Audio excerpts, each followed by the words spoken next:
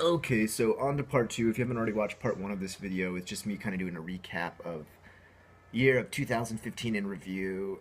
Kind of go over and over some of the rough stuff that I went through this year. Some people may say, Scott, why are you putting together a video that's just kind of all this negativity? I think it's really good to always log sometimes some of the worst parts of your life on film or in a journal or on a blog, because when you hit another bad time in your life, and you will, because like I said, it's hills and valleys, life goes up and down, you can compare it and you can say, it wasn't as bad as this time. I really need to, keep a stiff upper lip and power through it, because remember how bad 2015 was? This is not that bad. And really, all these same things can't happen again in this year, or the upcoming year, or any year in the future, because all these things either can't possibly happen twice. Like, my grandmother can't die twice, okay? So it's not ever going to be like this again. I guess that's the good thing. That's the positive aspect that comes out of this, that I can bring away from this. That all this combination of bad stuff happening all at once won't happen again, and I'll have something to compare this to when bad things do happen again. And it personally helps me. It may not help you. Sorry if it doesn't. But it personally helps me keep myself together when it gets to harder times again. I've done that with some of my older videos too in the past. I've got 700 to log at this point, and I can really see a progression of my own life and where I am now and what I was doing back then and what I was into back then, or what I looked like back then, or all different types of stuff. And I think that's half the reason that anybody makes YouTube videos, is to log their own life. So getting back into it, and I apologize if this isn't esoteric to Japan enough for you, these videos, but I really feel like I would like to start doing an end of the year rant type video, if nothing else, to at least get a video up here during the week, because I've skimped on videos during this holiday week, which, as you can probably imagine, as the holidays grow closer and we get closer to Christmas and New Year's, which, yes, I do celebrate, it does get harder and harder for me to make these videos. I think every year's like that. I think every YouTube channel's like that. Almost all the YouTube channels I watch too haven't been putting out as many videos. Anyway, let's get back into it. I ended my last video talking about, yes, my 101-year-old grandmother died this year, on top of everything else that happened. Awesome woman. I would like to use this video here because I don't want to just end it talking about her at the end of the last video. I would like to use this one here to just talk a little bit about her life, and what she meant to me. She was an awesome lady. She grew up during the Great Depression in America. So poor during the time that she grew up that her family literally did not have actual money to spend on food, to get food from the grocery store. The government gave them these plastic chips, and I remember she gave me one time a folder in which she had actually saved these plastic chips, and they're in weird shapes like hexagons and squares and triangles, yellow, green, and red chips. And they had an amount of money written on them that she could turn them in. I guess they were the equivalent to what today is food stamps, but pretty much everyone everywhere had to use these, and they could only get certain specific things. Like it said, 5 cents only for bread, 5 cents only for condensed milk. And I remember her telling me how one time when my mom was making a cake, she pulled out a can of condensed milk and started to pour it in to like mix up the cake and everything. And she's like, "Oh yeah, condensed milk. It's funny, when we were little kids, this is like dessert for us." And I thought, like, what? That doesn't make any sense. Like, an ingredient from a cake is what your dessert was when you were a little kid? Like, just one part of it? Like, that'd be saying, like, I took the sugar bag and just started eating sugar out of it. Like, you're like, yeah, but that's crazy, right? Like, that's just you screwing around or fooling around with just some ingredients before you pour them in with your mom and make a cake, right? And I came to understand as I got older, because I was like 5 or something when I heard my grandmother say this, that no, they were actually that poor that that's all they could get was condensed milk for a treat. If you don't know what condensed milk is, it's pretty much like, how do I describe condensed milk? It's like milk condensed down to its most sugary, syrupy form, like almost like a syrup of milk. Um, I mean, I guess it would taste pretty good to eat raw, but if you were eating it out of a can, you would look like you're from a third world nation. And I mean, that's pretty much what my grandmother was living like back then. Um, she grew up right after World War II. I think she was one of 11 children. Her father died super early um, in a steel mill accident. A steel beam or something fell on her father, killed him when she was super young. Her oldest brother in the group of brothers and sisters that she was part of had to become the man of the family, had to earn all the money, and they lived a very, very hard life. She eventually bought her own house with her husband when they were really young. I think they were still like in their 20s. And she bought it for $3,000. $3,000. Which is just amazing to me. A house, an entire house for $3,000. It's just to give you an idea how much things have inflated since then. I mean, you couldn't get, you could barely pay rent for 2 or 3 months for $3,000 these days. I mean, that's incredible. She bought an entire house. It was a nice house too, and she lived in it all the way until the day we moved her into a nursing home. And she wasn't in a nursing home until she was like 98. That's when she really started to kind of like lose her facilities, as far as like she started to repeat herself a lot and tell us the same stories over and over again. And even when she was like that, I would go visit her just so I could hear these stories. And even if she was going to tell me the exact same story again after she had just told me, I would listen, because I feel like people who have lived such a long life like that have so many lessons to teach you. There's two different things in life. There is book smarts, and there's intelligence, and then there's life smarts and wisdom. And that's what all very old people have. And it's something that we should not take for granted and try to learn as much as we can about. When people here in Japan tell me World War II stories, because there's still a lot of people alive from World War II here in Japan, because people live a very long time here. I listen. My own mother-in-law has stories of how she was a little kid during World War II, and she said one time, she told me one story about how American bombers were flying over and shooting different parts of the area that she lived in, and that one time a plane flew close enough where the pilot could actually see that she was a little girl running through like a rice field.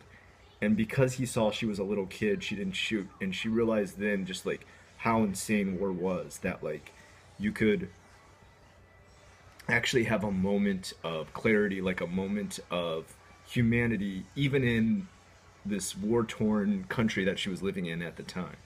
So I mean, it's pretty insane. I mean, and what an incredible story. She can't read about that in any book. She can't learn about that from going to school.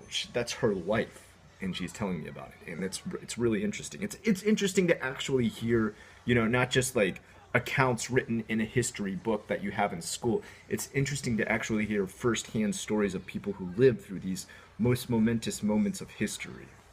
And I think that's something we should never take for granted from any elder who wants to tell us a story about their life. Sit down, listen, pay attention, and do your best with the next generation to not copy these mistakes that you hear about. And I'm not saying the old people are making mistakes. I'm just saying the mistakes that were made during history during this period. I'm not blaming my grandmother for the Great Depression. So that was another thing that I went through that was rough, that I'm still kind of like, even as I talk about it now, I get choked up, because she was an awesome lady. She was the nicest person you would have ever met, and she could clean a house that was to the godly level. It was insane. When she was even 80 and 90 years old, she was still cleaning her house by herself, to a point that like you just wonder how someone could get it that clean. Like you'd open any drawer in the house and everything would be organized, and like even like the carpet like didn't have footstep or a footprint in it, or like even like, it looked all like it was perfectly groomed. It was amazing. And she would tell us that because she was so old, she couldn't clean like she used to. Like she used to. I can't imagine how she used to clean. Like, what? Would everything turn into gold after she'd finished? Like, I couldn't understand it. It was amazing. So, another very hard part of this year that I had to struggle with. As soon as that finishes, my wife starts getting into this kind of depression because she wants to take my son out of Juku. And if you don't know what Juku is, it's cram school in Japan. It's not something we really have in America. We don't really have this cram school. So giving her my own input on it is very hard. She kept asking me because JUCO is very hard for kids when they're this young as my son is. He was 4, just turned 5 on December 1st, and JUCO is like school after school that you study very hard for to get ready for the entrance exams at the next level of schooling. So elementary for my son because he's in kindergarten now. You usually go for 4 years of kindergarten in Japan, sometimes 3. Sometimes kids don't even start till elementary school, and they take these entrance exams to get into good elementary schools. And that's what he was doing. He was doing really well. He was doing actually surprisingly well, like way more intelligent than I ever was at that age. But at the same time, it was a lot of work and it was a lot of stress. And we were starting to see it in our son that like doing the school after school was kind of making him tired. And you know, my wife went to me about it. She's like, "How do you think I should quit it? Should I stop doing this?" Like, my son would actually ask to study and partake in the different tests and classes and everything, and enjoyed it, and even talked about it in an upbeat mood. But my one son, the younger one, is this kind of like I do whatever the hell I want kind of kid, and you know, screw everyone. I'll tell you exactly how I feel. And our older kid is the type that wants to make mom and dad happy. And that's cool. That's great because you have a really well-behaved kid, but then you also have a kid who can sometimes put their own selves through more stress than they need just to please the parent. And as a parent, it's your responsibility to see that because a kid at that age doesn't even understand that that's what they're doing. And that's something we had to come to terms with and take him out of JUCO because of that, because we felt like he was stressing himself out too much. And at 4 years old, turning 5, it's too early for that shit. You got plenty of time to be stressed out when you're an adult, right? So we took him out of that, but my wife, and I mean, she is still at war with herself for this. She is having a lot of trouble dealing with the fact that she spent all this time preparing for these tests with him in this school and getting him ready for this stuff.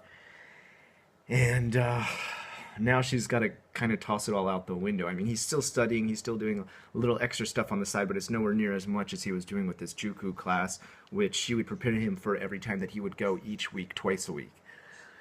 So she's like really torn up about it right now, and it's hard for me to comfort her during this time because, like I said, in America, we don't have JUCO. We don't have the equivalent to cram school in America. So trying to give her advice about this kind of thing is difficult. I can't be there for her in the sense of giving her some kind of cathartic release from having made this decision. She's got to talk to her own Japanese friends, but even then it has to be people that are in the same situation of having a kid of that same age in JUCO. So it's kind of a difficult struggle for her to get through, but she's getting through it gradually, little by little. She's learning that, you know, my son is a lot less stressed out and living a much happier life because he can totally chill out and play around and play games. Now he is going to start another JUCO that has a different learning system that's based around just doing fun games and stuff like that and building arts and crafts.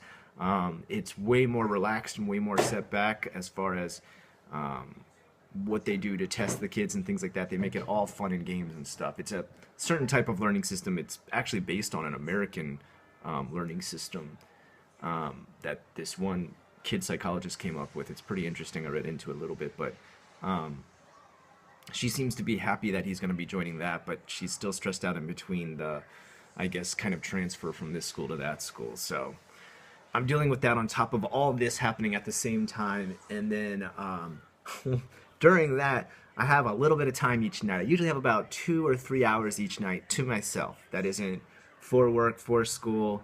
And speaking of which, as you may know, when I quit my one job, I started my own little school on the side, which I then later had to shut down because the place that I was renting was through my sister-in-law. And after she kind of turned on us with the whole, saying that we betrayed her kid and her and that we're assholes and treated her family horrible, which, I mean, no good deed goes unpunished. We took care of her kid, and that's what she's angry at us for. I decided it would be best if I didn't have any kind of business dealings with her because from what I can tell at this point, she's kind of a sketchy person. Anyone who would pretty much blacklist you from their own family after you took in their kid and, took care of all their living expenses for free, their care, their schooling, everything for 2 months, just out of like, I felt like it was the duty as a family to do so. Um, I can't really trust somebody like that would turn on me like that would suddenly like blacklist me from their family and be like, hey, I'm not cool with you anymore because you didn't agree to my terms of my kid living with you for free for 3 years. So that is a clear example of someone showing their true colors, and you then realizing, or I should say me then realizing, that holy shit, having any kind of business dealings with this type of person is, doing bidding with the irrational. So I took all my stuff out of the apartment that I was sharing. She was renting it on the side just as a place that she could crash when she has a late night and doesn't feel like going home, because she works late at our CEO job, like I said. And I was using it on the side during my free time from my other job that I was working as an artist, and on another school on the side, to run my own little school. And I decided this is not the best idea, and I let my students know that in the future I will be opening another school. I actually am set to, I don't want to say inherit, but have some apartments come into my property in the future. It's pretty much written into the will of some of the my wife's side of the family, and when that does happen, I'll be opening the school again in those apartments that I inherit because they're in a business slash residential area. Um, in the meantime, some of the students were okay with coming to my house now, where they can take the classes, which, as you just saw with my last video, as it ended, I had one student coming, so that's still happening. But I did lose some, who actually just want to come to a school instead. And you've got to understand, this is for privacy reasons. Some Japanese are very, very strict about how private they are with their life and how private they let your life be as well, which I totally understand. I respect that. It's a business situation, and if they want to hand it in a business way, that's totally understandable. You know, there was no hurt feelings on any side. The only hurt feelings were me, that I was totally betrayed by my sister-in-law and had to take my business elsewhere because I felt like dealing with her as far as paying half rent on a place.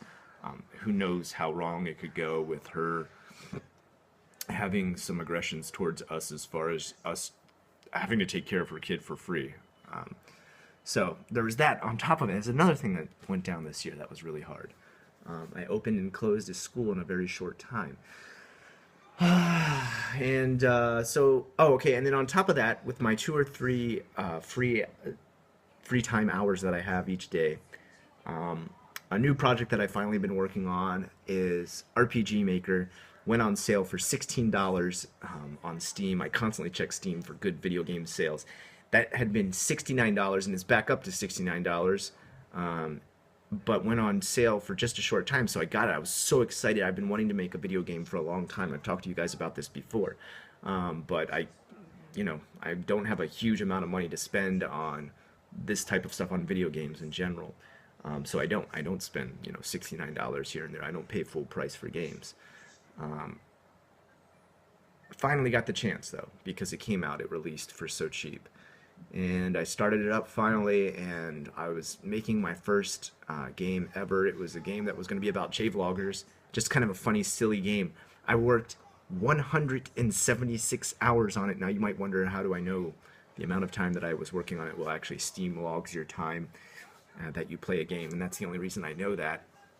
And then in the middle of it, one day while I was saving, it was taking a while. Like, it was taking a really long time to save. Like, I literally started to save it before I went to bed that night, left it overnight, and was still saving the next day. And like, you see the little rotation thing going and going and going. I'm just like, okay, this is obviously crashed. It's stuck. I'm gonna lose a little bit of information as far as what I worked on for 2 or 3 hours. Big deal. I'll close the program down with the task manager, reboot it, and get back into the project and just kind of make up for the couple of lost hours. No big deal. So I do that, and I open the project back up, and everything's gone. All 176 hours. The general default stuff is all that's in there that you start every map with, and I'm just like, what? Like, I don't get it. Why is this happening? I check my save folder and it's not there. It's not on my computer. And so I go to look up this problem online, and apparently this is a problem that happens quite a bit because unlike other video games that you would save on your computer when you have a Steam game downloaded, for some reason RPG Maker downloads to a cloud, and it downloaded to this cloud, and then it couldn't continue to connect with this because we got a new internet service provider, and it totally unable to connect to this cloud again. I lose everything. There's no way to reconnect to it. I've checked every single way possible on RPG Maker's different information sites and all that, and there's just nothing to do. There's no way to take care of this. There's nothing. There's no way to get any of the information back. I checked. Trust me, I went through because, you know, I wanted to figure out some way to get. There's just no way to do it. There's just no way to get this information back. It's pretty common that people have this problem happen, and they tell you that when you download RPG Maker, one of the things that you should have done is turned off the save to cloud setting on Steam. And I didn't do that because I had no idea it was doing that. So, man, that was depressing. Like, on top of everything else, I was so depressed at that point that I literally didn't want to update or touch the internet or touch a video game for just like weeks after that. For just like days, I just sat there like staring at my computer like, fuck. Like, I just, you know, I was blown away. I was like, of all the things to happen this year, of like this year this had to happen on top of all this other stuff. It was just like almost the end of the year. I'm almost finished with this year and this happens, and I'm just like, shit, man. Like, I couldn't believe it. Like, for me, my biggest source of happiness comes from the things I create, these videos I create, the drawings I make for my job, and now a video game that I had worked on for 176 hours.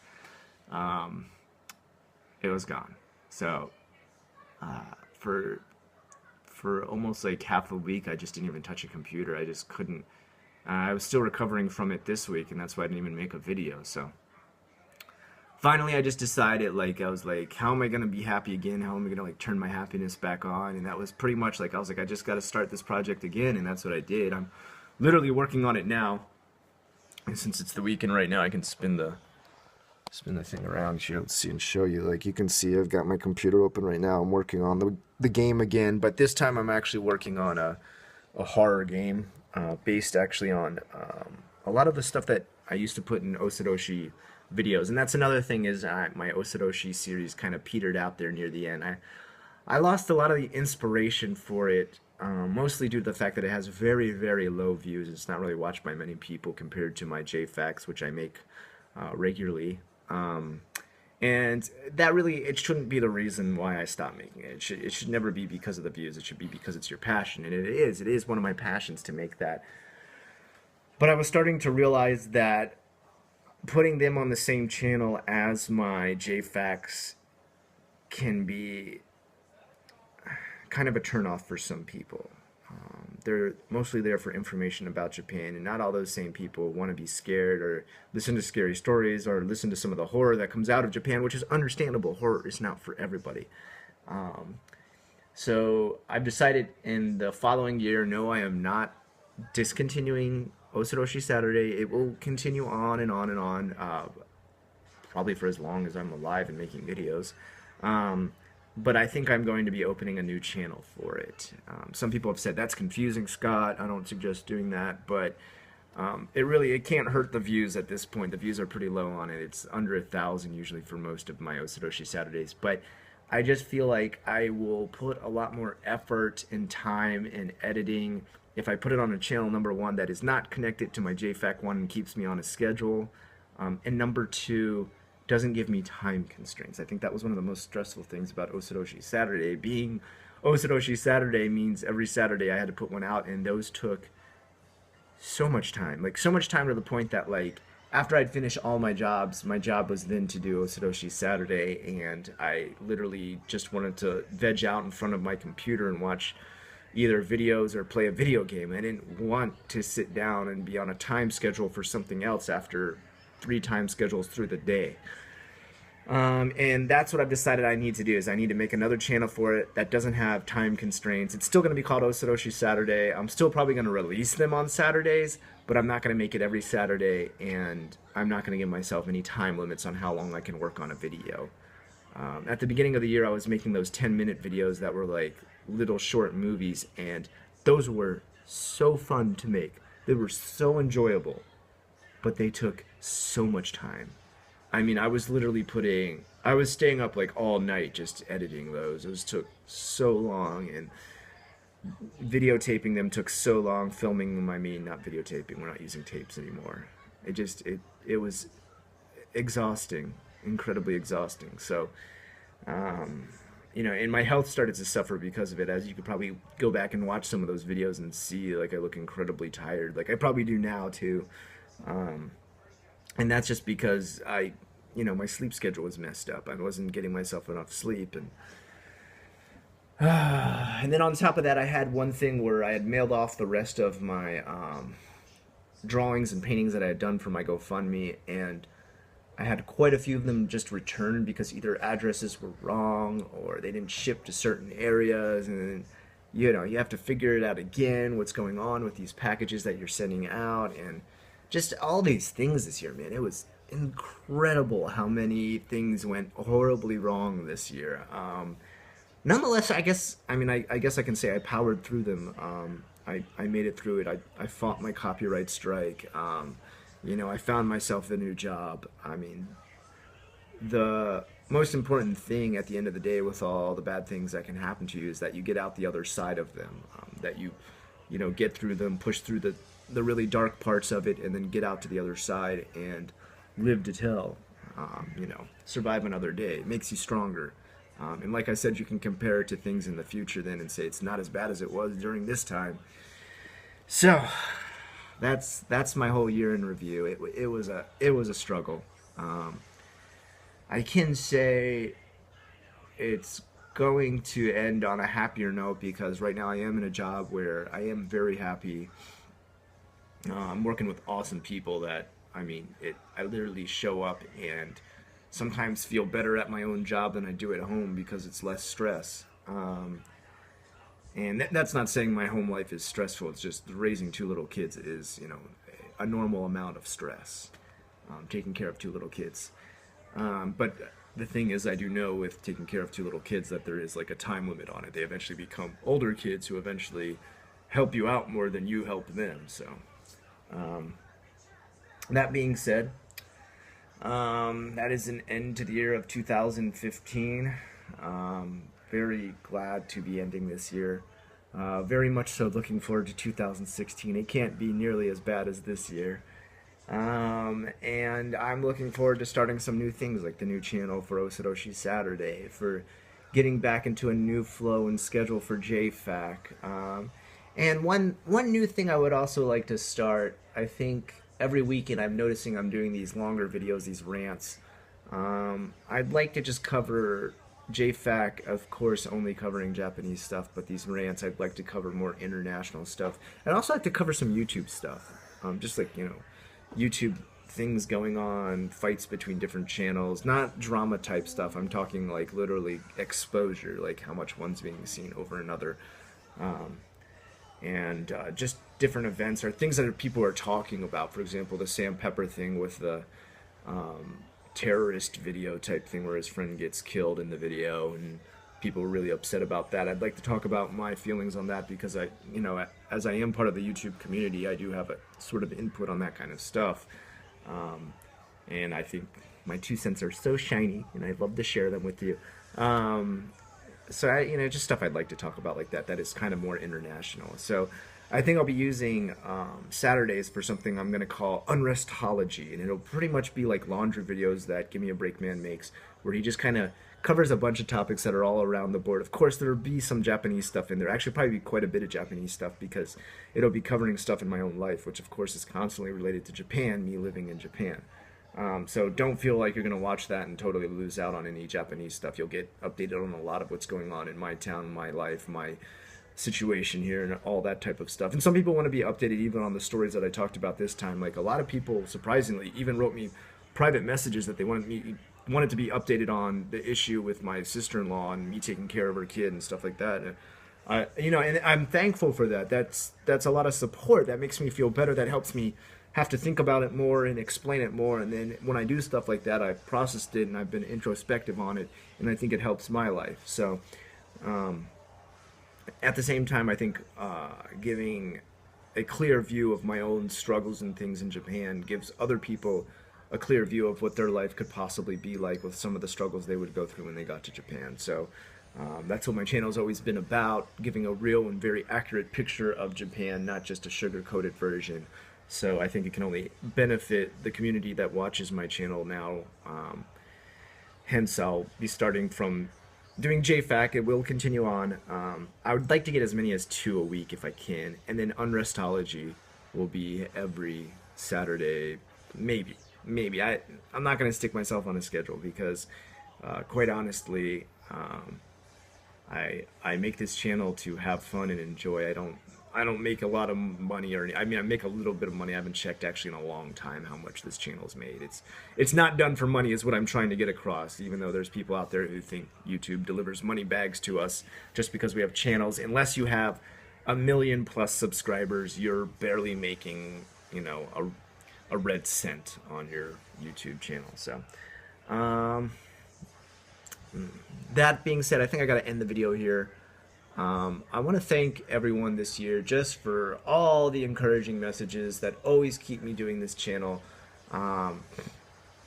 People's input on my own difficult situations that I describe, because even if I don't comment back to you, I am reading those. I am constantly reading those. I am constantly checking comments.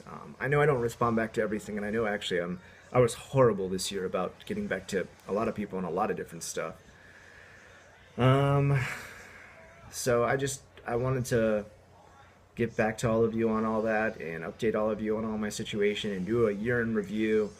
One other video I'd like to do, I didn't cover it in this one. I thought I was going to, but it wouldn't make sense to. There's a new movie coming out about Aokigahara, the suicide forest, just called The Forest.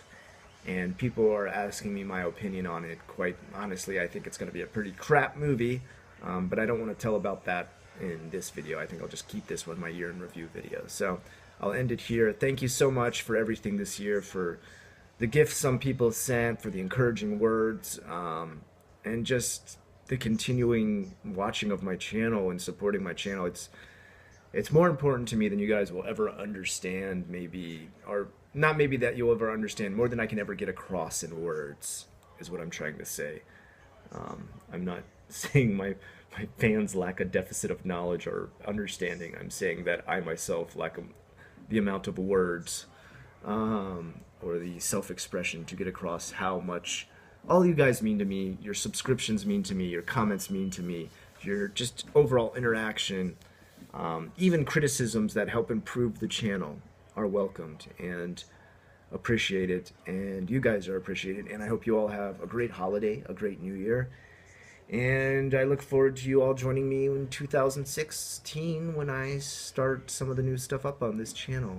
Of course, I'll continue to update throughout the rest of this month, but expect the videos will be lagging as we get into the holiday. Families coming over here to my house. It's going to be very busy. So thank you so much. Have a great one, and I will talk to you next time.